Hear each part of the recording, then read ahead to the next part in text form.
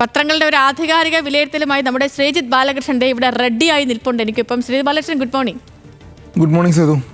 നിലമ്പൂര് മാത്രമല്ല, ഇന്നലെ കത്തിക്കേറിയ ഒത്തിരി വിഷയങ്ങളുണ്ടായിരുന്നു. പ്രത്യേകിച്ച് മന്ത്രി വി ശിവൻകുട്ടി ഈ ശശി തരൂര് പശ്ചിമേഷ്യയിലേക്ക് പോയാൽ അവിടെ യുദ്ധം തുടങ്ങി എന്ന് വേണ്ട നിരവധി വാർത്തകൾ ഉള്ള ഒരു ദിവസമായിരുന്നു ഇന്നലെ. ദേശീയ രാഷ്ട്രീയത്തിലും ഉണ്ടായിരുന്നു ഒട്ടനവധി സംഭവങ്ങൾ. എങ്ങനെയാണ് പത്രങ്ങൾ ഓരോ വിഷയത്തെയും കൈകാര്യം ചെയ്തിരിക്കുന്നത് ശ്രീജിത്ത്? സേതു, ഈ പെരുമഴക്കാലത്ത് കടുത്ത അല്ലെങ്കിൽ വലിയ ചൂടേറിയ ഒരു പോളിംഗ് ആണ് നിലമ്പൂരിൽ നടന്നത്. നമുക്കറിയാം 74.35% എന്നത് മികച്ച പോളിംഗ് ആണ് നിലമ്പൂരിനെ സംബന്ധിച്ച്. പക്ഷേ 2021 76% ആയിരുന്നു എന്ന് ഓർക്കണം.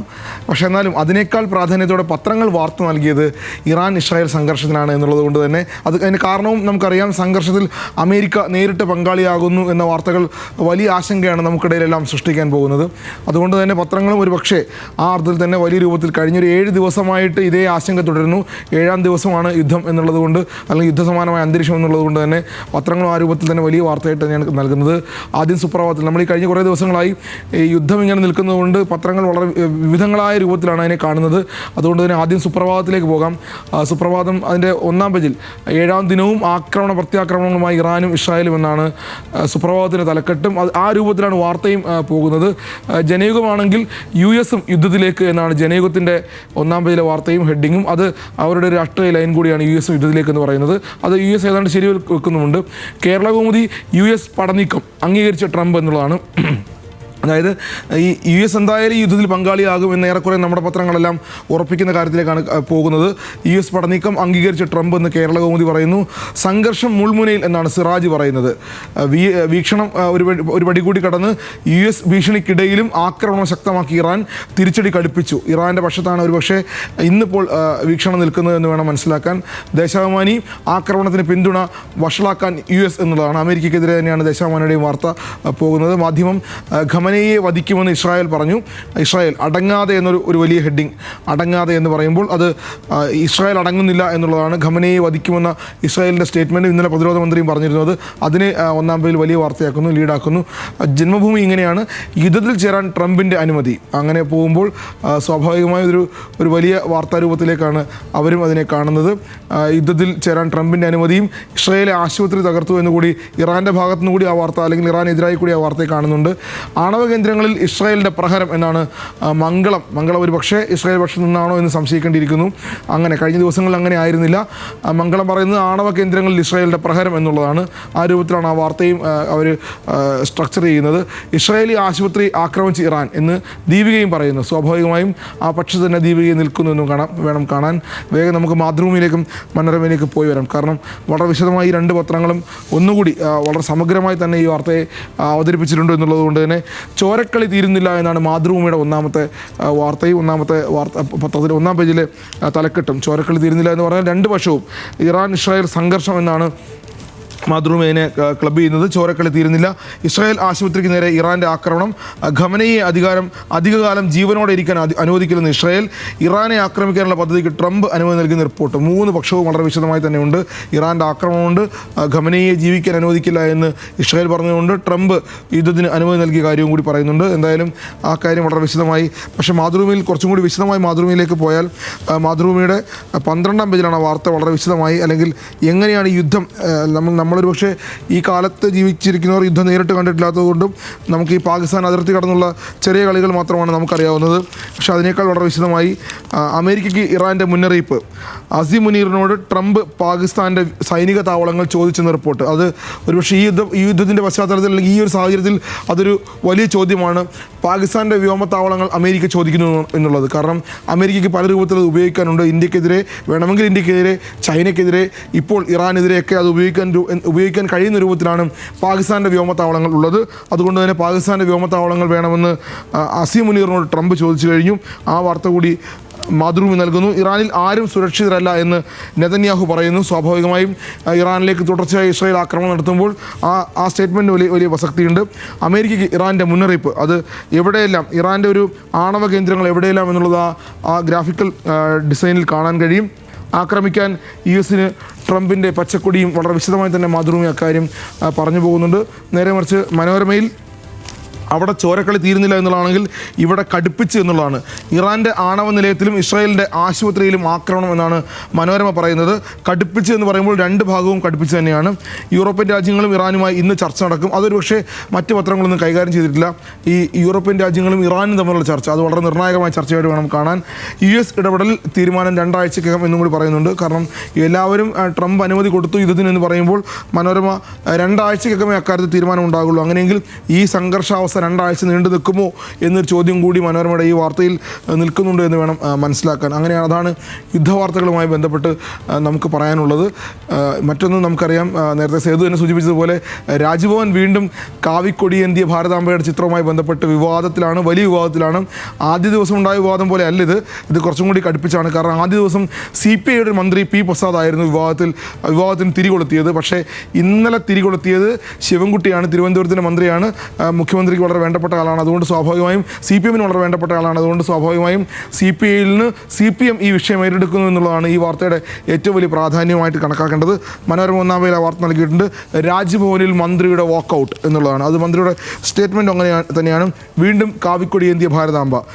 സർക്കാരിൻ്റെ സഹകരണത്തോടെ രാജ്ഭവനിൽ സംഘടിപ്പിച്ച സ്കൗട്ട് ആൻഡ് ഗൈഡ്സ് പുരസ്കാര വിതരണ ചടങ്ങിലാണ് കാവിക്കൊടിയേന്തിയ ഭാരതാംബയുടെ ചിത്രം കണ്ടത്. അതിൽ മന്ത്രി കാണുന്നു, മന്ത്രി അവിടെ പ്രസംഗം തുടരുന്നു, മന്ത്രി വേഗം ഇറങ്ങിപ്പോകുന്നു എന്നുള്ളതാണ്. പക്ഷേ അതിനൊരു വലിയ രാഷ്ട്രീയ മാനമുണ്ട് എന്ന് വേണം കാണാൻ. ആ രാഷ്ട്രീയ മാനത്തെക്കുറിച്ചാണ് നമ്മൾ പറയാൻ പോകുന്നത്. പത്രങ്ങളും വളരെ വിശദമായി തന്നെ അക്കാര്യം കൈകാര്യം ചെയ്തിട്ടുണ്ട് എന്ന് വേണം കാണാൻ. അത് ഒരുപക്ഷെ ഗവർണർ പിന്നോട്ടില്ല, സർക്കാരിന് അവസാന വർഷം കഠിനമാകും എന്നുള്ളതാണ് മനോരമ പറയുന്നത്. സർക്കാരിന് അവസാന വർഷം സ്വാഭാവികമായും കഠിനമാകും. കാരണം ആരിഫ് മുഹമ്മദ് ഖാനെ പോലെ റോഡിലല്ല, തെരുവിലല്ല ഈ ഗവർണർ സർക്കാരിനെതിരെ പോര് നയിക്കുന്നതെന്ന് വളരെ വ്യക്തമാണ്. ആരിഫ് മുഹമ്മദ് ഖാൻ റോഡിലിറങ്ങിയെന്ന് SFI പിള്ളേർക്ക് നേരെയായിരുന്നു പ്രകടനം നയിച്ചതെങ്കിൽ ഇത്തവണ ഗവർണർ രാജ്ഭവനിലിരുന്ന് അവിടേക്ക് മന്ത്രിമാരെ വിളിച്ച് അവിടെയാണ് കാര്യങ്ങൾ കൈകാര്യം ചെയ്യുന്നത്. അങ്ങനെയെങ്കിൽ ഇത് വലിയ ഒരു രൂപത്തിലേക്ക് പോകുമെന്ന് മനോരമ പറഞ്ഞു വെക്കുന്നുണ്ട്. ഗവർണർ ഒട്ടും പിന്നോട്ടില്ല എന്നാണ് മനോരമയുടെ വാർത്തയിൽ വിശദമാക്കുന്നത്. വിടാതെ ഭാരതാംബ എന്നാണ് മാതൃഭൂമി 1-ാം പേജിൽ ആ വാർത്ത. മന്ത്രി ശിവൻകുട്ടി വേദിയിൽ നിന്ന് ഇറങ്ങിപ്പോയി, ഗവർണറുടെ തരംതാണ നടപടി എന്ന് വിമർശനം. ഒപ്പം ഇദ്ദേഹത്തെയും വിമർശിക്കുന്നുണ്ട്, ഗവർണർ രാജ്ഭവൻ മന്ത്രിയെയും വിമർശിക്കുന്നുണ്ട്, അതും പറയുന്നുണ്ട്. മന്ത്രിയെ കുറ്റപ്പെടുത്തി രാജ്ഭവൻ എന്നുകൂടി പറയുന്നുണ്ട്. നമ്മൾ ഈ ഭാരതാംബയുമായി ബന്ധപ്പെട്ട വിവാദം വന്നപ്പോൾ തന്നെ ഏത് കാലത്താണ്, 1947 അതിന് മുൻപാണോ ഭാരതാംബ എന്ന ചിത്രം ഇന്ത്യയിൽ ഉപയോഗിച്ച് തുടങ്ങിയത്, RSS എങ്ങനെയാണ് ഉപയോഗിച്ച് തുടങ്ങിയെന്ന കാര്യങ്ങളൊക്കെ പത്രങ്ങൾ വളരെ വിശദമായി പറഞ്ഞാണ്. ഞാൻ അതിലേക്ക് പോകുന്നില്ല. ഞാൻ ഇതിൻ്റെ രാഷ്ട്രീയ വാർത്തകളിലേക്ക് പോകാം. ജന്മഭൂമി ഇങ്ങനെയാണ് വാർത്ത കൈകാര്യം ചെയ്യുന്നത്. ദേശീയ ഗാനത്തെ അധിക്ഷേപിച്ച് മന്ത്രി ശിവൻകുട്ടി, 100 കണക്കിന് വിദ്യാർത്ഥികളുടെ മുന്നിൽ എന്ന് സ്ലഗ് ദേശീയ ഗാനത്തെ അധിക്ഷേപിച്ച് മന്ത്രി ശിവൻകുട്ടി എന്നാണ് ആ വാർത്തയെ ജന്മഭൂമി കൈകാര്യം ചെയ്തിട്ടുള്ളത്. അവിടെ എന്താണ് സംഭവിച്ചതെന്ന് വളരെ വിശദമായി പറയാൻ ഒരുപക്ഷെ ജന്മഭൂമി ഞാൻ ദീർഘമായി വായിക്കേണ്ടി വരും. 3-ാം പേജിലും 6-ാം പേജിലും 7-ാം പേജിലും ഈ വാർത്തകളുണ്ട്. ദീർഘമായി വായിച്ചെങ്കിൽ മാത്രമേ കഴിയുള്ളൂ. എന്തായാലും ദേശീയ ഗാനത്തെ അധിക്ഷേപിച്ച് ശിവൻകുട്ടി എന്നാണ് ജന്മഭൂമിയുടെ ലീഡായി കാണുന്നത്. അവിടെ ഭാരതാംബ വിവാദം അല്ലെങ്കിൽ കാവിക്കൊടിയേന്തിയ ഭാരതാംബ എന്തുകൊണ്ട് രാജ്ഭവനിൽ വന്ന എന്ന കാര്യത്തെക്കുറിച്ച് പറയാൻ ശ്രമിക്കുന്നില്ല എന്ന് വേണം കാണാൻ. വീണ്ടും അടിയന്തരാവസ്ഥ സഹായം എന്നാണ് വീക്ഷണത്തിൻ്റെ ഹെഡിങ് വായിച്ചാൽ ഒന്നും മനസ്സിലാവില്ല. പക്ഷേ താഴോട്ട് അത് ആ ഹെഡിങ് സാധൂകരിക്കാനായിട്ട് 4 പോയിന്റുകൾ വളരെ വിശദമായിട്ടുണ്ട്. ശോഭിച്ചില്ല ശിവനാടകം, ശിവൻകുട്ടിയുടെ ഇതായതുകൊണ്ടായിരിക്കാം ശിവനാടകം. സംഘപരിവാർ സഹായ വിവാദം, മുഖം രക്ഷിക്കാൻ CPM നാടകം. ഉപതെരഞ്ഞെടുപ്പ് ദിവസം തങ്ങൾ RSS വിരുദ്ധരാണെന്ന് വരുത്താൻ ശ്രമം. പ്രസംഗിച്ച ശേഷം പരിപാടി ബഹിഷ്കരിച്ച് അപഹാസ്യനായ മന്ത്രി. വിദ്യാഭ്യാസ മന്ത്രി പ്രോട്ടോകോൾ ലംഘനം നടത്തിയെന്ന് രാജ്ഭവൻ. അങ്ങനെ സർക്കാരിനും എന്നാൽ രാജ്ഭവനുമെതിരെ എന്ന രൂപത്തിലാണ് വീക്ഷണത്തിൻ്റെ വാർത്ത പോകുന്നത്. നമുക്ക് ദേശാഭിമാനി കൂടി പോകുമ്പോൾ ഏതാണ്ട് ഈ വാർത്തയുടെ സമഗ്രത ലഭിക്കുമെന്ന് വിചാരിക്കുന്നു. രാജ്ഭവനിൽ വീണ്ടും RSS ചിത്രം, ചടങ്ങ് ബഹിഷ്കരിച്ച് മന്ത്രി. ധിക്കാരത്തിന് താക്കീത് എന്നാണ്. ധിക്കാരം എന്നുള്ളത് ആരുടെയാണെന്ന് അറിയില്ല, താക്കീത് നൽകിയത് മന്ത്രിയാണെന്ന് വിചാരിക്കാം. ചിത്രം വെച്ചത് ശരിയായില്ലെന്ന് ഗവർണറോട് ശിവൻകുട്ടി. അങ്ങനെ ശിവൻകുട്ടിയുടെ ഇന്ത്യയാണ് എൻ്റെ രാജ്യം, ഭരണഘടനയാണ് ഈ രാജ്യത്തിൻ്റെ നട്ടെല്ല്, മറ്റൊരു രാഷ്ട്രസങ്കല്പവും അതിന് മുകളിലല്ല, ഇവിടെ ഒരു ഫോട്ടോയിൽ ഇന്നലെ അദ്ദേഹത്തിൻ്റെ പ്രസംഗം അത് വളരെ വിശദമായി തന്നെ ദേശാഭിമാനി നൽകാൻ ശ്രമിച്ചിട്ടുണ്ട്. ധിക്കാരത്തിന് താക്കീത് എന്നാണ് ദേശാഭിമാനി 1-ാം പേജിൽ നൽകിയ വാർത്ത. എന്തായാലും ദേശാഭിമാനിയും ജന്മഭൂമിയും വീക്ഷണവും മൂന്നും വായിച്ചാൽ മാത്രമാണ് ആ രാഷ്ട്രീയം മനസ്സിലാകുള്ളൂ. പക്ഷേ സംഭവം അവിടെ കാവിക്കൊടിയേന്തിയ ഭാരതാംബയുടെ ചിത്രമുണ്ടായിരുന്നു. അവിടെ പുഷ്പാർച്ചന നടത്താൻ മന്ത്രി തയ്യാറായില്ല, മന്ത്രി ഇറങ്ങിപ്പോയി എന്നുള്ളത് തന്നെയാണ് വാർത്തയായി കാണേണ്ടതെന്നാണ് നമ്മൾ മനസ്സിലാക്കുന്നത്. മറ്റൊന്ന് നമുക്കറിയാം കഴിഞ്ഞ ദിവസങ്ങളിലൊക്കെ ഈ ഹിന്ദി ഭാഷയുമായി ബന്ധപ്പെട്ട് തമിഴ്നാട്ടിലാണ് ആ ഭാഷ നമ്മൾക്ക് അത്ര പ്രശ്നമില്ല, എന്നാൽ പോലും തമിഴ്നാട്ടിലാണ് ആ വിവാദം വല്ലാതെ കത്തിപ്പടർന്നത്. ഹിന്ദി ഭാഷ അടിച്ചേൽപ്പിക്കാൻ കേന്ദ്ര സർക്കാർ ശ്രമിക്കുന്നു എന്ന് സ്റ്റാലിൻ മുഖ്യമന്ത്രിയും മന്ത്രിമാരും ഒക്കെ ആവർത്തിച്ച് പറയുന്നു. അങ്ങനെ ഹിന്ദിക്കെതിരെ വലിയ വികാരമൊക്കെ തമിഴ്നാട്ടിലുണ്ടാകുന്നു. പക്ഷേ ഇപ്പോൾ കഥ അതല്ല. ഇംഗ്ലീഷ് ഭാഷയുമായി മുന്നോട്ട് പോയാൽ ഇംഗ്ലീഷ് സംസാരിക്കുക, പ്രയോഗിക്കുക, ഉപയോഗിക്കുക, പഠിക്കുകയൊക്കെ ചെയ്യുന്ന ആളുകൾ ഭാവിയിൽ ലജ്ജിക്കേണ്ടി വരും എന്ന് ഇന്നലെ കേന്ദ്ര ആഭ്യന്തരമന്ത്രി അമിത്ഷാ പറഞ്ഞു. അത് അദ്ദേഹം എന്താണ് അങ്ങനെ പറഞ്ഞതെന്ന് എനിക്ക് മനസ്സിലായിട്ടില്ല. പത്രങ്ങളും അങ്ങനെ തന്നെയാണ് കാണുന്നത്. വരും ഇംഗ്ലീഷ് ഇല്ലാത്ത ഇന്ത്യ എന്നാണ് അമിത്ഷാ പറയുന്നത്. അമിത്ഷായുടെ സ്റ്റേറ്റ്മെൻറ്റ് അങ്ങനെ തന്നെയാണ് കൊടുക്കുന്നത്. ഇന്ത്യയിൽ ഇംഗ്ലീഷ് സംസാരിക്കുന്നവർ ലജ്ജിക്കുമെന്നും അമിത്ഷാ. മനോരമ പറയുന്നത് വിദേശ ഭാഷാ വിരുദ്ധ നിലപാടുമായി ആഭ്യന്തരമന്ത്രി എന്നുള്ളതാണ്. എന്തുകൊണ്ടാണ് ഇംഗ്ലീഷ് ഇല്ലാത്തൊരു ഇന്ത്യയെക്കുറിച്ച് ചിന്തിക്കേണ്ടി വരുന്നത് എന്ന് മനസ്സിലായിട്ടില്ല. എന്നാൽ പോലും ഈ ഹിന്ദി വിരുദ്ധ വികാരമൊക്കെ നിലനിൽക്കുമ്പോൾ ഇനി ഇംഗ്ലീഷ് വിരുദ്ധ വികാരം മറ്റൊരു തരത്തിൽ കൊണ്ടുവരാനാണോ ശ്രമം എന്താണെന്ന് അറിയില്ല. ഇന്ത്യയിൽ ഇംഗ്ലീഷ് സംസാരിക്കുന്നവർ ലജ്ജിക്കുന്ന കാലം ഉടനെത്തുമെന്ന് ആഭ്യന്തരമന്ത്രി അമിത്ഷാ പറഞ്ഞു. അത്തരമൊരു സമൂഹത്തിൻ്റെ സൃഷ്ടി വിദൂരത്തല്ല എന്നുകൂടി അദ്ദേഹം പറഞ്ഞു വെക്കുന്നുണ്ട്. ഇന്ത്യൻ സമൂഹം ഒരുപക്ഷെ പ്രാദേശിക ഭാഷകളൊക്കെ ഇന്ത്യയിലെ പ്രാദേശിക ഭാഷകൾ ഇന്ത്യയുടെ രത്നങ്ങളാണ് എന്നും കൂടി അദ്ദേഹം പറയുന്നുണ്ട്. ഇതേ പ്രാദേശിക ഭാഷകൾക്കെതിരെയാണ് ഈ സർക്കാർ ഇതുവരെ സംസാരിച്ചതെന്നും കൂടി പറയേണ്ടി വരും. അതിന് മാത്രമല്ല ദേശാഭിമാനി ആ വാർത്ത ഒന്നാം പേജിൽ നൽകിയിട്ടുണ്ട്. ഇംഗ്ലീഷ് സംസാരിക്കുന്നവർ ലജ്ജിക്കേണ്ടി വരും.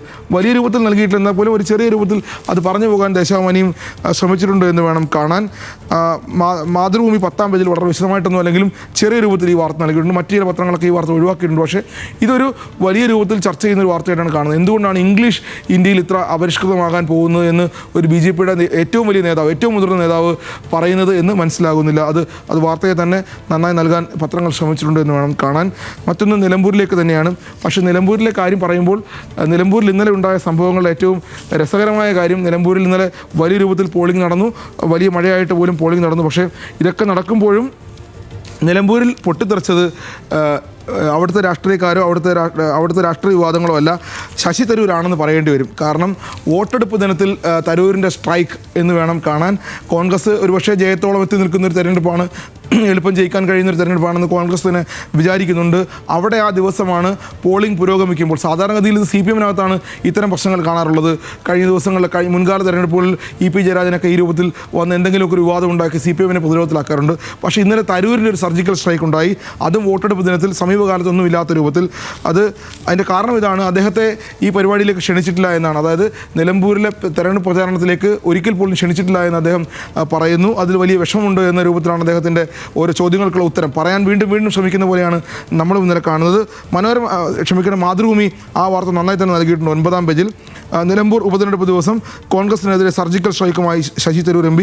നിലമ്പൂരിലേക്ക് തന്നെ ആരും ക്ഷണിച്ചിട്ടില്ലെന്നും തൻ്റെ ആവശ്യം അവിടെ വേണ്ടതില്ലെന്നാണ് കരുതിയതെന്നും തരൂർ പറയുന്നു. ഒരുപക്ഷെ അത് തരൂർ വിഷമം കൊണ്ടാണോ പറയുന്നത് അറിയില്ല. എന്നാൽ പോലും വിദേശത്ത് പോയി മടങ്ങി വന്ന തരൂർ ആദ്യമായി കേരളത്തിലെത്തി മാധ്യമങ്ങളെ കണ്ടപ്പോൾ തൻ്റെ പ്രതികരണം ഈ രൂപത്തിൽ തന്നെ വേണമെന്ന് അദ്ദേഹം ആഗ്രഹിച്ചിട്ടുണ്ടാകുമെന്ന് വിചാരിക്കുന്നു.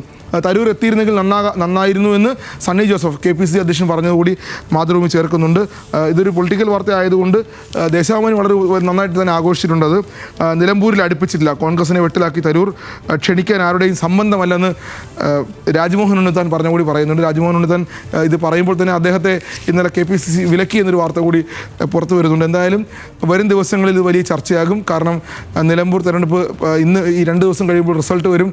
ആ റിസൾട്ടിനെ ഒരുപക്ഷെ ഇത് ബാധിക്കുമോ എന്ന് അറിയേണ്ടി വരും. എന്തായാലും തെരഞ്ഞെടുപ്പെല്ലാം ഭംഗിയായി നടന്നു, തിരക്കുകൾ കഴിഞ്ഞു.